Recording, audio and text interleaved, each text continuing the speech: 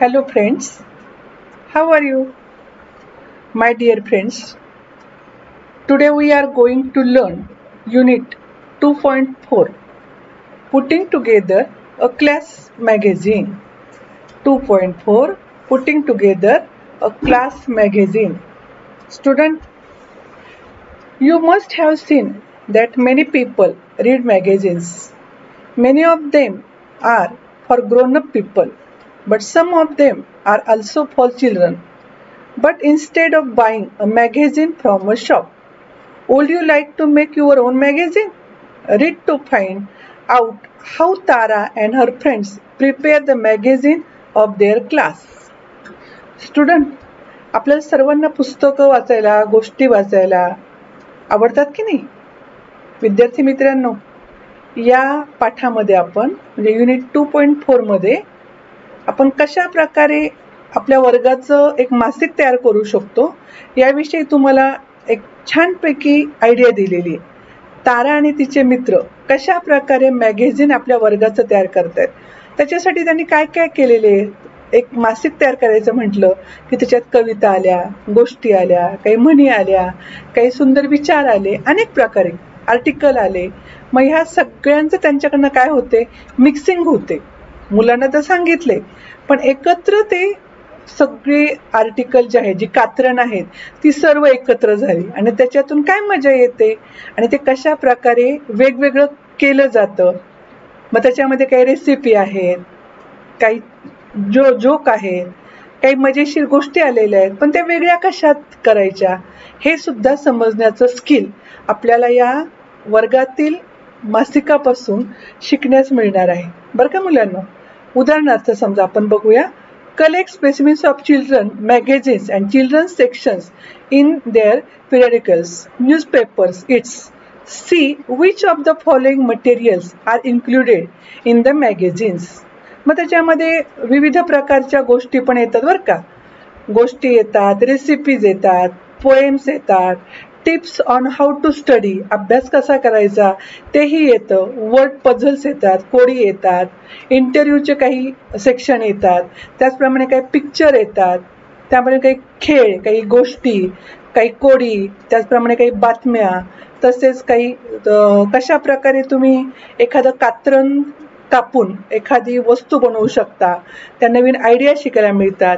Collection of interesting facts, काही गोष्टी एकत्र करून कशा प्रकारे मजेशीर वस्तू तयार होऊ शकते हे पण दिलेले. इन्फॉर्मेटिव्ह आर्टिकल्स असतात, काही माहिती असणारे, काही न माहिती असणारे, त्याप्रमाणे काही विनोद येतात, जोक्स येतात, पिक्चर्स, चित्रपूर्ण गोष्टी येतात, फ्रेंडली ॲडवाईस पण येतो बरं का, म्हणजे मित्राला सल्ला दिला जातो. बोर्ड गेम्स येतात, अदर टाइप्स ऑफ मटेरियल्स असतात, फोटोग्राफ्स असतात, त्यानंतर विविध प्रकारचे क्वेश्चन असतात. Which of this do you like to read the most, collect specimens of 3 of your favourite materials. तुम्ही तुमच्या पद्धतीने एक छानपैकी मासिक तयार करू शकता, त्याची कात्रणं जमा करू शकता आणि आपल्या पुस्तकामध्ये पान 49, 50, 51, 52, 53 we're putting together a class magazine आणि वॉर्मिंग अप ॲक्टिव्हिटीमध्ये प्रोजेक्ट आहे बरं का मुलांनो. आपल्याला collect specimens of children's magazine and children's sections in their periodicals, newspapers. It's see which of the materials given on the textbook page number 49 in the magazines. आता उदाहरणार्थ मुलांकरता असलेली मासिकं, इतर काही पक्षिके असतात, आठवड्याची निघणारी, वर्तमानपत्रातील मुलांकरता असलेले विभाग, त्याचप्रमाणे 49 वर दिलेल्या मासिकात येणारे साहित्य पहा. त्यातील तुम्हाला सर्वात अधिक आवडणारे 3 साहित्य प्रकार जमा करा. त्यातील साहित्यापैकी प्रत्येक एकाचा नमुना जमा करा व आपल्या वर्गाकरता एक प्रकल्प तयार करा. आता फक्त समजून घ्या, ॲक्टिव्हिटीमध्ये तारा आणि तिच्या मित्रांनी आपल्या वर्गाचं मासिक काढण्याचं ठरवले. अनेक मुलांनी त्याकरता वर्गातील मुलांनी एकत्र केलं, त्याकरता लेखन, काहींनी गोष्टी लिहिल्या, काहींनी कविता लिहिल्या, काहींनी छोटी चित्र जमा केली, काहींनी क्राफ्ट तयार केलं, म्हणजे काही कात्रणं तयार केली, त्याच्यापासून विविध प्राणी, पशु, पक्षी यांची पण चित्र जमा करण्यासाठी काही कात्रणं तयार केली, काही फोटो निवडले, काही चित्र पाठवली आणि हे सर्व साहित्य बरं का मुलांना कोलाजच्या माध्यमाने. हा एक प्रकार आहे की नाही, फोटो, चित्र, लेखन इत्यादींचे तुकडे एकत्र चिकटवून तयार केलेले चित्र म्हणजे कोलाज. समजलं का? कोलाज म्हणजे फोटो, चित्र, लेखन या सर्वांचे छोटे छोटे तुकडे असतात ना, ते एकत्र केले आणि ते चिटकवले आणि वर्गाच्या भिंतीवर लावून प्रदर्शित करण्याचं ठरवले. परंतु ते सगळे तुकडे मुलांनी लेखन करून, चित्र काढून, फोटो आणून दिले. परंतु जेव्हा सर्व ते तुकडे एकत्र झाले ना, तर ते साहित्याचे तुकडे सेपरेट न होता सरमिसळ झाले. आणि आता मग मात्र मुलांचा थोडा गोंधळ झाला की आता हे तर सगळं लेखन एकत्र झालेले आणि आपल्याला ते कोलाजच्या माध्यमाने चिटकवायचे. तर मग योग्य क्रमाने लावण्यासाठी त्यांनी काय केले, मग पान 50 आणि 51 वर काही अशी आपल्याला वाक्यरचना दिलेली, काही चित्र, काही लेखन दिलेलं आहे आणि मग आपण ते कसं लावायचं हे त्यांनी तिथं केले. मग आता इथे एक उदाहरण, लाफ्टर इन द क्लासरूम. मग जे स्टडीज म्हणजे तिथं एक वेगळं केले बरं का. आता वर्गातल्या वर्गात कशी मजा होते. जे स्टडीज मॅथ्स 1, जे studies maths 2. Teacher says Jay why are you doing your math multiplication on the floor. Teacher Jay how many feet are there in a yard. मग आता पहिल्या जोक मध्ये काय लक्षात येते, टीचर म्हणते जे स्टडीज मॅथ 1. मग teacher says Jay why are you doing your math multiplication on the floor. Jay says you told me to do it without using the tables. समजले का पहिला जोक कसा कळला येतो. You told me to do it without using the tables. Jay studies maths 2. Teacher says, Jay, how many feet are there in a yard? Jay says, that depends on how many people are standing there in the yard. म्हणजे आपल्याला या अशा laughter in the क्लासरूमचाही अनुभव घेता येतो. उदाहरणार्थ एखादा एक मुलगा आहे, वर्गात शिक्षक शिकवत आहेत आणि त्याला सांगितलेलं आहे स्टँड अप, तो उभा राहिला, मग तो आणखीन चुकीचं वर्तन करतो म्हणून त्याला म्हणतात तो बेंचवर उभा राहा. तो बेंचवर उभा राहतो आणि मग शिक्षक म्हणते सांग बरं फळ्याकडे बघून मिसिंग लेटर सांग. तर तो बेंचच्या तिथं उभा राहतोय ना, तिथं खाली बघतो. शिक्षक म्हणतात का रे खाली का बघतोयस. तर तो म्हणतो सर तुम्हीच म्हणालात ना हरवलेले शब्द शोध, मग मी खाली बघतोय म्हणजे कुठं सापडतायत का. म्हणजे बेंचवर उभं राहून त्यांनी खरं तर त्याला फळ्यावरचे मिसिंग लेटर शोधायचे होते, फिल इन द ब्लँक, पण हा अर्थ न कळल्यामुळे कशा प्रकारे होतो यालाच म्हणतात laughter in the classroom. Advice for friends in the need. आता तुम्हाला वरच्या दिलं होतं की काही विनोद पण मुलांनी आणलेले आहेत, काही मित्रांना सल्ले पण दिलेले आहेत आणि सगळं एकत्र करून एक कोलाजचं छानसं चित्र तयार करायचं होतं वर्गातल्या प्रोजेक्टसाठी. मग आता advice for friends in the need, मित्राला मदत करायची आणि सल्ला द्यायचा आहे. On losing friendships, getting so much homework, my best friend I are no longer friends and I lost another friends a few months ago. I don't want to lose more friendships. आणि मग तो आपल्या मित्राला कसा सल्ला देतोय, मग I have been getting so much homework that I barely have time to play. What should I do. मी काय करू बरं. म्हणजे आपण अशा प्रकारे तिथं एकमेकांना चांगल्या प्रकारे सल्लेही देऊ शकतो. मग पहिल्यामध्ये talk to your friends, my best friend and I are no longer friends, हो की नाही. त्याचा खाली दिले बघा, talk to your friends about what you feel. Your parents know you well and are also likely to know your friends. They may tell you what you should do, हो की नाही. मग दीदीने त्याला सल्ला दिलाय. To give yourself the most time to play, it's important to use your time wisely. If you are given time to do your homework during school hours, try your best to finish it is as much as you can. हो की नाही. म्हणजे निधीला चांगल्या प्रकारे दीदीने दोन्ही ठिकाणी काय केलेले योग्य सल्ले दिलेले. म्हणजे कशा प्रकारे कातरणामधून वरचं पण आपल्याला लाफ्टर क्लासरूमचा विनोद पण बाजूला करता आला आणि सल्ला पण बाजूला केला. आता क्राफ्ट कॉर्नर तिसरं बघा, म्हणजे जे सगळं सरमिसळ झालं ना ते कशा प्रकारे वेगळं केले. पेपर पेंग्विन, हो की नाही. मग ते कसं तयार करायचं बरं पेपर पासून. Cut out of a head and body shape and 2 wings from black craft paper, हो की नाही. म्हणजे cut out of a head and body shape, मग 2 wings from black craft paper. म्हणजे या क्राफ्ट पेपर पासून कशा प्रकारे ते कट करायचे ते सांगितलेले. Cut out a big, a hat, a bow tie and fit from different colour craft paper. Paste the different parts together on card paper. Draw a proper background to show the sky and dice. Decorate it with colored paper, markers and stickers. समजलं का paper penguin कसा बनवायचा ते.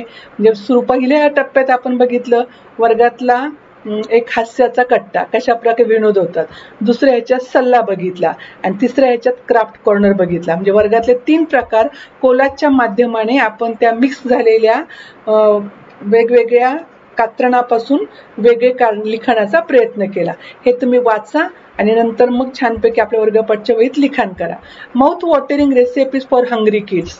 आता विविध प्रकारच्या recipe पण असतात खाद्यपदार्थ बनवण्यासाठी. मग तुम्हाला मी मागे पण एक मेनू कार्डमध्ये सांगितलेलं होतं, त्याच पद्धतीने तिथे एक माउथ रेसिपी आलेली आहे, छानपैकी तोंडाला पाणी सुटेल अशी.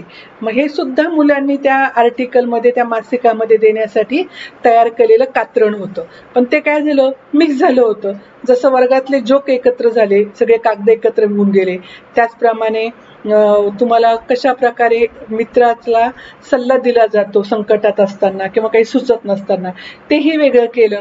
पेपर पेंग्विन कसा तयार करायचा, क्राफ्ट कॉर्नर, ते पण समजलं. आणि आता चौथं आपण बघतोय mouth watering recipe for hungry kids. म्हणजे त्या सगळ्या मिक्स झालेल्या कागदांपासून, कात्रणांपासून वर्गासाठी जो प्रोजेक्ट तयार करायचा आहे त्याचे 3 कॉर्नर तयार झाले, ओके नाही. पहिला क्लासरूम लाफ्टरचा झाला, दुसरा क्राफ्ट पेपरचा झाला, आणि म्हणजे हा झाला ॲडवाइसचा झाला, आणि तिसरा झाला क्राफ्ट कॉर्नरचा. आणि आता चौथा शिकतोय आपण mouth watering recipe for hungry kids. लहान मुलांना जेव्हा भूक लागते आणि तोंडाला पाणी सुटतं, पण ते झटपट तयार व्हायला हवं बरं का. मग ग्रीन चटणी, मग ती कशी करायची, इन्ग्रेडियंट्स काय काय लागतात, मीडियम पीस ऑफ कोकोनट, छोटंसं नारळाचा तुकडा, 2 ग्रीन चिलीज, ओके नाही, हिरव्या मिरच्या, corner leaves, salt to taste, and 1/2 spoonful of sugar. Method काय, wash the chillies and corner leaves and that time cut the coconut in two pieces and salt and sugar. मग त्यानंतर त्यांनी काय सांगितले की आपण put all the ingredients together and grind them in a mixer or on them grinding stone. त्यानंतर now plan class magazine for your own class, add interesting section two it. पण आता ह्या रेसिपी बनवत असतानाच ग्रीन चटणी तर झाली, पण आता आणखीन एक वेगळी दिली, फ्रूट चाट. फळांपासून आपण एक चाट पण छान बनवू शकतो. मग त्याच्यासाठी काय काय साहित्य लागतं, a guava, a big piece of papaya, a big apple, a big slice of pineapple, sweet lemon segments and lemon juice and 1 teaspoon 1 tablespoon of pomegranate seeds and chat masala and salt to taste. Method, wash the geva and cut it into big pieces. Okay नाही. Put all the ingredients in a glass of bowl. Sprinkle chat masala and mix the ingredients well. मग आता आपल्याला हे कळले 2 प्रकारचे recipe, green chutney and fruit chaat. हे तुम्ही हे पण त्याच्यात मिक्स झालं होतं.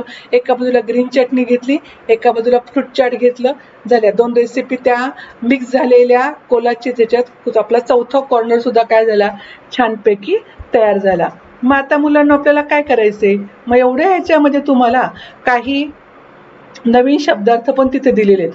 टू प्रोड्यूस म्हणजे निर्माण करणे, उत्पादन करणे, कॉन्ट्रीब्युशन योगदान, मॅगझिन शाळेच्या मॅगझिनसाठी, नियतकालिकासाठी, एवढ्या व्हरायटी त्यांनी मिक्स केल्या होत्या. त्या ज्या घरून करून आणायला सांगितल्या आणि भरभर आणून तिथं टाकल्या, आणि त्या एकत्र झाल्यामुळे काय झालं, थोडा गोंधळ उडतोय. पण आपल्याला तर उत्तम प्रोजेक्ट तयार करायचा आहे. मग ते काही कसंच्या कसं आपण लावून टाकायचं का, नाही. तर हे वेगवेगळ्या व्हरायटीमध्ये तुम्हाला 4 व्हरायटीमध्ये दाखवलं गेलेलं आहे.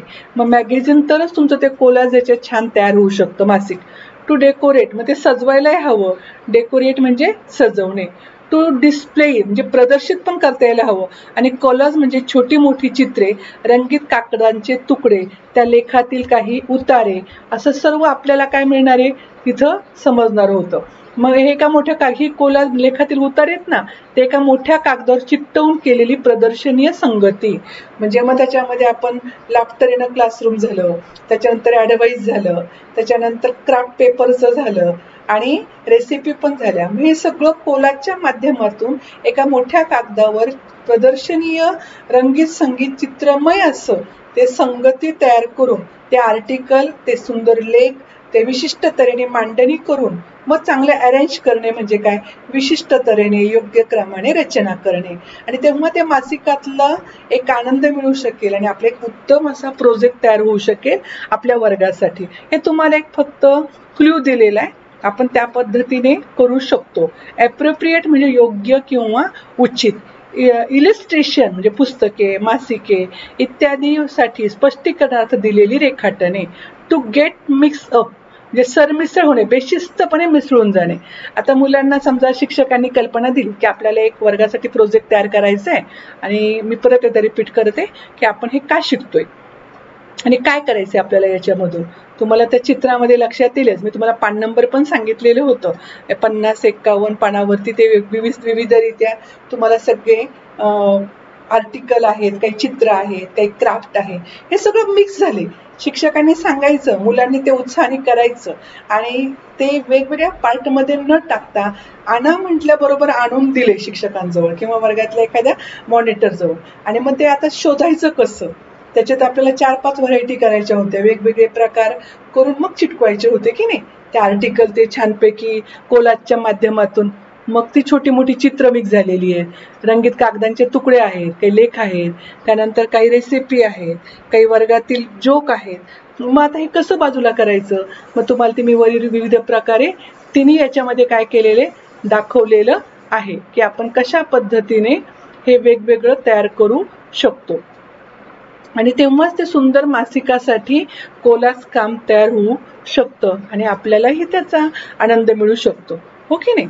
मग आता कोलाज कामासाठी कशा प्रकारे ते सुंदर हँडरायटिंगमध्ये आपण ते मिक्स करणार आणि परत त्याचे वेगवेगळे भाग करणार. तर मी तुम्हाला सांगितलं होतं 4 प्रकार मी वरती तुम्हाला दिलेले आहे. परत एकदा नीट अनुभवा, बघा, वाचा. पहिल्यांदा क्लासरूम म्हणजे लाफ्टर, वर्गातले जोक दिलेले. त्यानंतर दुसऱ्या ह्याच्यामध्ये तुम्हाला सल्ला दिला होता आणि तिसऱ्या ह्याच्यामध्ये तुम्हाला क्राफ्ट कॉर्नर दिलेला आहे आणि चौथ्या ह्याच्यात तुम्हाला रेसिपी दिलेल्या आहेत. एक ग्रीन चटणी आहे आणि एक चाट आहे, हो की नाही. आणि नंतर खाली मी तुम्हाला काही शब्दार्थ दिलेले, हे व्यवस्थित वाचून बघा मुलांनो. आणि आपण टेक्स्टबुकचं जे पेज नंबर 52 आहे ना, ते इंग्लिश वर्कशॉपकडे वळूया. इंग्लिश वर्कशॉपमध्ये काय करणार आहोत आपण, write to a friend, cousin or relative about a problem you have to face, ask for his her advice. तुम्हाला सामोऱ्या जाव्या लागणाऱ्या एखाद्या समस्येविषयी तुमच्या मित्राला किंवा मैत्रिणीला, चुलत भावंडांना किंवा नातेवाईकांना पत्र लिहा, त्याचा किंवा तिचा सल्ला विचारा, हो की नाही. Dear Uday, I am facing a problem in our school. Our English teacher insist that all of the speak and converse in English in the class. Though I make up my mind, I become nervous and cannot speak in English with my friends. I have enough knowledge of English, but I feel confused while talking. Dear Uday, please help me to come out of this problem. Advise me how to speak English fluently without fear. बघा किती छान त्यांनी सल्ला विचारलेला आहे की मला इंग्रजी माझ्याकडे भरपूर नॉलेज आहे, पण मी अगदी फ्लुएंटली, स्पष्ट, न घाबरता बोलू शकत नाही आणि मला ते बोलता यायला हवं. माझ्या टीचरनी, आमच्या इंग्लिशच्या टीचरनी सांगितले, तुम्हाला जमेल तसं तुम्ही इंग्लिशमधनं बोलण्याचा प्रयत्न करा, अगदी आत्मविश्वासपूर्वक बोला, जमेल बाळांनो तुम्हाला. आणि मग सांग बरं मी काय करू शकतो असा सल्ला विचारलेला आहे. आणि मग त्या सल्ल्यातून काय आपण म्हणू शकतो ना की आपण न घाबरता कुठली गोष्ट जर केली, प्रयत्न केला, तर प्रयत्नांती परमेश्वर आणि सरावाने कोणती गोष्ट आपल्याला सहज जमू शकते. सुरुवातीला भीती वाटतेच, पण हळूहळू जेव्हा सवय होते तेव्हा ते आपल्याला सहज जमू शकतं. सायकल खेळताना नाही का, आपण सुरुवातीला थोडी सायकल येत असते, मग आपण पॅन्डल मारतो, बसतो, पडतो, परत उठतो, परत चालवतो, हो की नाही. हळूहळू आपल्या मनातली भीती नष्ट होते, नंतर आपण काय सुसाट पळत सुटतो, मग डबल सीट सुद्धा घेतो. म्हणजे हे सहज येतंय का, सरावानेच होतं की नाही. तसंच कोणती गोष्ट जेव्हा आपण सराव करतो, प्रयत्न करतो, प्रॅक्टिस करतो, तेव्हा ते आपल्याला सहज जमतं. मग ॲक्टिव्हिटी दिली पुढची दुसरी. पहिली समजली ना, समस्येविषयी मित्राला, मैत्रिणीला किंवा नातेवाईकांना पत्र लिहून समस्या आपली सॉल्व्ह करे. उदाहरण आहे, कोणती समस्या आपण एकमेकांना शेअर केली तर छानपैकी मार्ग निघाला नाही तर विचारल्यानंतर मार्ग निघू शकतो. ॲक्टिव्हिटी दुसरी बघा, प्रेटी पेपर बर्ड्स. आता पेपरपासून एक पक्षी तयार करायचा आहे आणि मग तो कसा करायचा, मग तो कट कसा करायचा, त्याची सुंदर चित्र कशी आहे, चित्रासोबत त्याचा उपयोग कसा करायचा, सुंदर कागदी पक्षी तयार करण्याची मेथड कशी समजून घ्यायची. Look at the pictures given below, write the instructions for making this pretty paper but using the clues given with the pictures. पुढे दिलेली चित्रे पहा, चित्रासोबत दिलेल्या शब्दांचा उपयोग करून हा सुंदर कागदी पक्षी तयार करण्याच्या सूचना लिहा. मग आपल्याला हे त्यांनी काही तिथं कलरमध्ये बघा, गुलाबी कलरमध्ये काही असे आकृत्या कापून दाखवलेल्या आहेत आणि मग तिथं काही पेन्सिलने पण काही ड्रॉ केलेले. मग रिकाम्या जागा भरायला विचारतात आपल्याला 2 मार्कासाठी.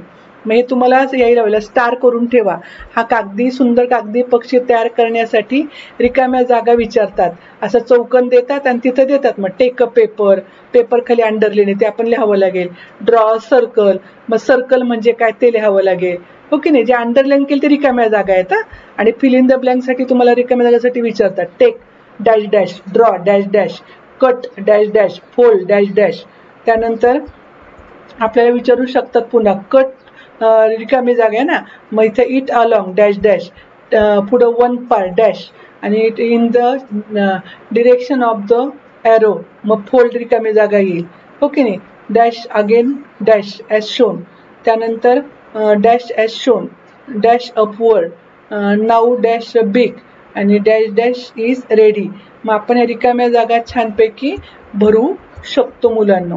मग आता आपल्याला काय करावं लागेल, ॲन्सर दिलेले आहेत ना, तुम्ही पुस्तकात नीट बघा आणि आपल्या वर्गपाठच्या वहीत अशी आकृती तयार करून रिकाम्या जागा भरा. 2 मार्काला विचारलं जातं बरं का.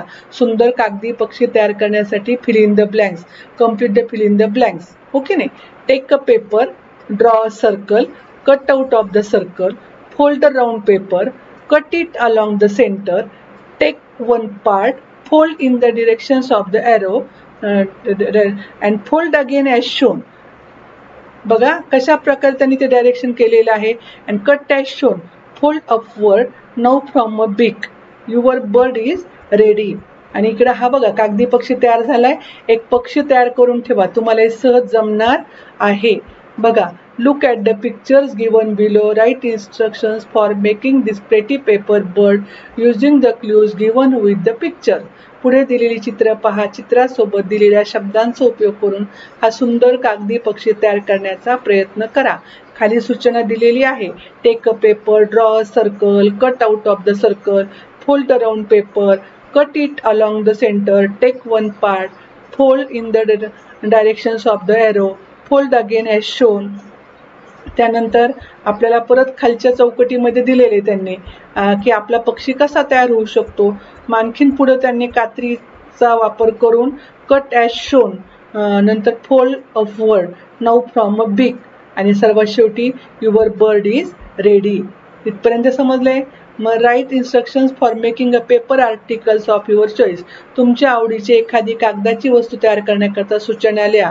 तुम्ही पाठ्यपुस्तक 52 वर म्हणजे पृष्ठ क्रमांक आहे बघा 52, 52 वर दिलेल्या काही शब्दांचा उपयोग करून ही कृती आपल्या वहीमध्ये लिहून काढा. आणि आणखीन एखादी सुद्धा तुम्ही फूल किंवा एखादा पक्षी तयार करू शकता, होडी तयार करू शकता. हो की नाही. लँग्वेज स्टडी बघा, आता सर्वात शेवटच्या टप्प्याकडे आपण वळतोय. आता जे एकत्र मिक्स झालेलं होतं वर्गासाठी, क्लासरूमसाठी जे आपल्याला एक प्रोजेक्ट तयार करायचा होता तो आपला छान तयार झालेला आहे. मग क्लासरूममध्ये आपण कशा प्रकारे जोक होतात, विनोद निर्माण होतात तेही कळले तुम्हाला, ते आपण वेगळे काढले. त्यानंतर दीदीने सल्ला दिलेला आहे ते पण कागद आपण वेगळे काढले. त्यानंतर तिसरा तुम्हाला दिलेला होता क्राफ्ट पेपर पासून कसं करायचं तेही सांगितलेलं आहे. आणि नंतर फूड म्हणजे रेसिपी, माउथ वॉटरिंग रेसिपीमध्ये ग्रीन चटणी आणि चाटचं पण दिलेलं आहे. आणि नंतर त्याच्यानंतर आपलं ते कोलाज काम पूर्ण झाल्यावर पुढची एक ॲक्टिव्हिटी दिली होती की आपल्याला एखादा सल्ला विचारायचा आहे. तर इंग्लिशची भीती वाटते, मग आपल्या नातेवाईकांना आपण पत्र लिहून तो सल्लाही कसा विचारला जातो हेही बघितलं. आणि नंतर आता रंगीत पक्षी कागदापासून कसा तयार करायचा त्याच्या म्हणजे विविध सूचना दिलेल्या होत्या. आणि त्या सूचनेनुसार आपल्या कागदाची वस्तू तयार करण्याकरता आपल्याला कृतीचा उपयोग केलेला आहे. आणि एक सुंदर तुमचा प्रेटी बर्ड तयार झालेला आहे. कागदापासून होडी पण तयार करू शकता. ही तुमची एक छानशी कला, एक छानसा आर्टिकल आणि कोलाज कामचा सुद्धा उत्तमरित्या नमुना तुमच्या पुढे सादर केला होता. तुम्ही पण तो समजून घ्या, पुन्हा पुन्हा वाचा आणि आपल्या वर्गपटच्या वहीमध्ये छानपैकी लिहून काढा. तुम्हाला सर्वांना माझ्याकडून एक छानशी शाबासकी बरं का. जरी आपण परत भेटणार आहोतच, पण तुम्ही एक करत आहात, मनापासून करत आहात, आनंद घेत आहात, त्याबद्दल तुम्हाला खरोखर शाबासकी. लँग्वेज स्टडी बघणार आहोत आपण आता. निगेटिव्ह अँड पॉझिटिव्ह सेंटेन्सेस आपण मागे पण काही बघितले होते टॉपिकमध्ये. प्रत्येक पार्ट संपलं की लँग्वेज स्टडी आहेच तिथं. त्याच पद्धतीने इथे बघा आता या लँग्वेज स्टडीमध्ये काय बघायचे, निगेटिव्ह अँड पॉझिटिव्ह सेंटेन्सेस, होकारात्मक आणि नकारात्मक वाक्य, हो की नाही. मग वाक्याचे स्टेटमेंट्स, क्वेश्चन्स, कमांड्स अँड एक्सक्लेमेशन्स अशा प्रकारे 4 प्रकार आहेत. त्यामध्ये वाक्याचे स्टेटमेंट्स म्हणजे विधान वाक्य, क्वेश्चन म्हणजे प्रश्नार्थक वाक्य, कमांड्स म्हणजे आज्ञार्थी वाक्य आणि एक्सक्लेमेशन्स म्हणजे उद्गारवाचक वाक्य, असे 4 प्रकार आहेत. हे आपण आता 6वीत फक्त वाचले, शिकलो. आता काही वाक्यात नो, नॉट, नेव्हर यासारखे नकारार्थी शब्द असतात, त्या वाक्याचे अर्थ नकारार्थी असतात. Turn the following commands orders into negative sentences. आता तुम्हाला पुढील आज्ञार्थी म्हणजेच काय, आज्ञा देणे म्हणजे जा खिडकी उघड, आज्ञायुक्त वाक्याची नकारार्थी वाक्य करायची आहेत. मग आपल्याला fold the paper in half again, हो की नाही. मग निगेटिव्ह कसं होईल ते, don't fold the paper in half again. बघा, fold the paper in half again, fold the paper in half again. मग निगेटिव्ह काय होईल बरं तिथं, निगेटिव्ह डोंट, हो की नाही, do not fold the paper in half again. बाकी जसंच्या तसं आपण वाक्य पुढं कंटिन्यू केलं. मिक्स द इंग्रेडियंट्स, हे सर्व साहित्य मिक्स कर, हो की नाही. डोंट मिक्स द इंग्रेडियंट्स, समजले, डोंटचा वापर केलेला आहे आपण, DON''T, समजले का. Mix the ingredients, wash the Geva. मग काय म्हणणार बरं तुम्ही आता, शाबास, डोंट वॉश द गेवा, हो की नाही. आपण काय वापरले इथं, डोंट. नंतर grind them in a mixer, मिक्सरमध्ये काय करा ते वाटा. निगेटिव्ह काय होईल, don't grind them in the mixer. फक्त वाक्य जसंच्या तसं घ्यायचं आणि इकडं काय वापरायचं, डोंट. इतकी साधी सोपी पद्धत आहे. वाचणार ना, प्रत्येक 4ही वाक्य वाचून काढा आणि त्याच्या पुढे निगेटिव्ह सेंटेन्सेस परत उतरून काढा, लिहा. Fold the paper in half again, don't fold the paper in half again. Mix the ingredients, don't mix the ingredients. Wash the Geva, don't wash the Geva. Grind them in a mixer, don't grind them in a mixer. तुम्हाला आज्ञार्थी पण वाक्य दाखवलं आणि त्याचंच नकारार्थी सुद्धा वाक्य समोर दाखवलेलं आहे. ते छान समजून घ्या आणि वाचण्याचा प्रयत्न करा. Turn the following negative statements into positive, त्यालाच आपण अफर्मेटिव्ह स्टेटमेंट्स. म्हणजे आता आपण नकारार्थी वाक्य बघितली, आता आपण होकारार्थी वाक्य बघणार आहोत.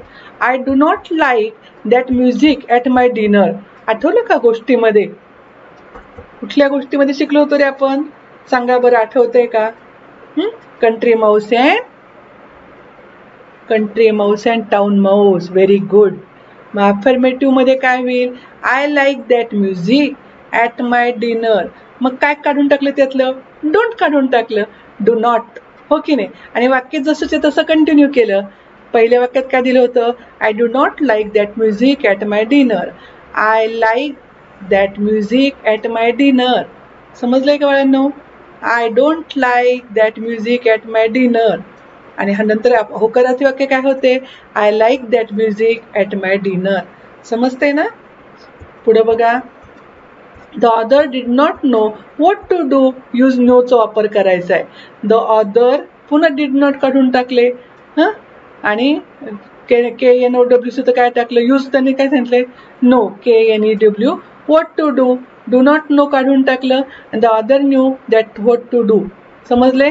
पुढे बघा, travelling from China to India was not an easy task.